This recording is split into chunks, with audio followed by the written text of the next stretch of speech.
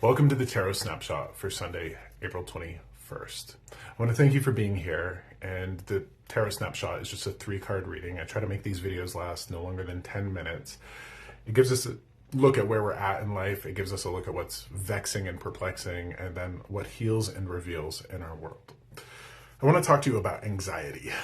I was part of a healing circle this past week here at Deep Earth Arts with my husband. We had 10 people there. We were doing the meditation, the ceremony, and then I was doing the spirit gallery where I was channeling messages for people. And I got this message, and it was just fascinating to me that, and I love the intelligence and the love that spirit brings to us. This person that I was talking to had a certain degree of anxiety. And I think it's fair to say that most likely people have a certain degree of anxiety. Some of us far more than others. The question that spirit had for this person was, what are you doing to create? Do you have a creative outlet? Are you expressive in that creative way? And what spirit showed me in this instance was this. Every single human being is creative. Every single human being has the capacity to create, and every single human being has an imagination. And we're taught at a very young age to make sure that we don't lean into that imagination, or, public education can stifle that in us. What if, and this was my question presented to this person, what if you're not using your imagination? And that imagination is a core part of you. Can't do anything about it. It's like stopping breathing. You can't stop breathing. What if part of that person's anxiety was from the unused and unutilized imagination? They had no creative expression. They didn't allow themselves to daydream. They were very, type A, very robotic in life. And I'm sure that there were other extenuating circumstances, maybe even chemical imbalances in that person that would give them a degree of anxiety. But I think that that's a useful message for us all, that we're all creative beings, that we all deal with a certain level of anxiety. And the more we exercise our imagination by creating art, by daydreaming, it might lessen the anxiety because we're using that part of ourselves that is designed to daydream. That part of ourselves is just going to start creating things in our mind that aren't there because it's very imagination based. Take that and sit with it and just let that, ponder. I'm sure that there are plenty of people who do create that have a certain level of anxiety. So I know that this message isn't for everybody, but I'd have you sit with it and look at your creative expression and look at your level of worry and maybe the untrained imagination. Okay. The card that represents us this week is the 9 of Pentacles. Well, boy, oh boy, do I love this. The 9 of Pentacles, I've heard it referred to as the 5th queen in tarot. This is the card of the Virgin. Now, before we get into, that, the word virgin, before it was co-opted to mean sexual purity, actually meant a woman who was whole unto herself. She didn't need a husband. She didn't need children, that she could sustain herself. I think that we all strive to be this to certain degrees. I think a lot of us define ourselves in the relationships that we have with other people. But we need to be whole unto ourselves. If we wait for somebody else to define us or to validate us, if the presence or the approval of another person is the thing that validates us, the absence of that person can invalidate us. We need to find a way to become whole and to understand that we're whole to begin with, without the approval or the validation of other people. The symbol here at the very bottom, this snail, tells us that sometimes is a long process and that we have to be patient with it.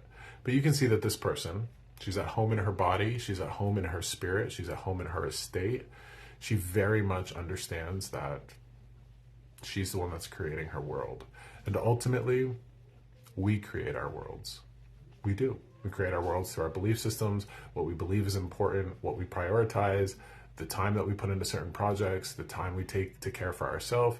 We create our world, and we should do our best to be whole as much as possible.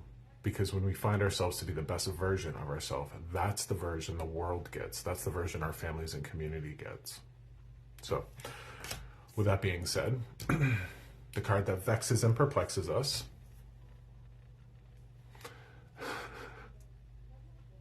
the Nine of Wands. So this card to me is the card of Elton John's song, I'm Still Standing. I can absolutely see why this would be the card that vexes and perplexes us. Here we have this person who wants to be whole, who wants to be independent, who wants to be strong, and yet life happens to them. That this hat of hers becomes a bandage because of the traumas and the circumstances that she's had to work through life with. I want you to think about the traumas and the circumstances that you've survived and that have caused you to be the version that you are today. When it comes to trauma, I have experienced my fair share of it. I don't think anybody can get through this world without experiencing trauma. I have a different viewpoint than most people do about trauma. I like to think about what it gave me instead of what it took away from me. If I focus on what the trauma took away from me, I lose pieces of myself. If I think about what it gave me, and your mileage will vary, absolutely. But this card is, I think that person's understanding that they have the ability to integrate the awful circumstances. And if they meet those circumstances with the love that they want other people to meet their own, that's how we become strong. I was just sitting with some clients who, it was two women, they were married. And one loved the other loved the other one, but they had their own share of mental health challenges and issues. And I just had to pause and go, listen, if you believed what she believed about you, and if you believed what she believed about you, look at how much at peace you'd be. And I think that, we lose ourselves, we lose pieces of ourselves over the course of our time here, but we will always have the love to give other people. And that love, again, is the greatest source of strength and wisdom that we can have access to. And if we give it to ourselves, that's how we take and we turn the awful things that have happened to us into gold. That's the process of alchemy, turning crap into gold. And we have to do that with even the wounds that we're handed. What has it taught me? What has it given to me? Sure, I have to heal from it, but if I look at what it gave me instead of what it took from me, I'll find myself to be much stronger. Let's take a look at the card that heals and reveals this big old mess. Okay. All right. Now, the King of Swords is here as our wisdom. And I'm going to use those two wives that were here. One of them was particularly hard on herself, always yelling at herself, always beating herself up. And based on the tarot card that I had to pull for her, it was the Five of Swords. But based on the fact that it was a sword card, and that means our mind, what I had to ask her is, I'm like, how much does that make sense? I'm not talking about like heart or emotions. I'm talking about rationality. How much of what you're putting yourself through right now makes sense? Would you want anybody else to put themselves through that? She wouldn't. She had this really traumatic thing happen to her when she was younger. And in that way, she was kind of beating herself up around it. And it didn't make sense because she wouldn't want her wife to blame herself for those things. She wouldn't want a stranger like me to blame myself for those things. So I had to ask her to, let's be rational and let's use the power of our mind to lean into that. Now, that's what the King of Swords is asking us to do. This person right here is clear of mind and heart, but this is asking us to be rational. I like to think of the Queen of Swords as, the clinician, the King of Swords as the clinician, that these are people that are intelligent from a rational perspective. I like to think, doctors. How can we doctor ourselves and integrate those things that we've learned along the way into us to make ourselves stronger instead of identifying them as weaknesses?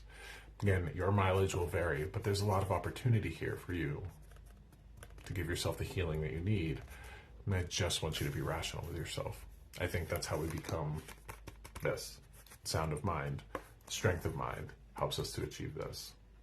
Take care of yourself this week. Much love to you.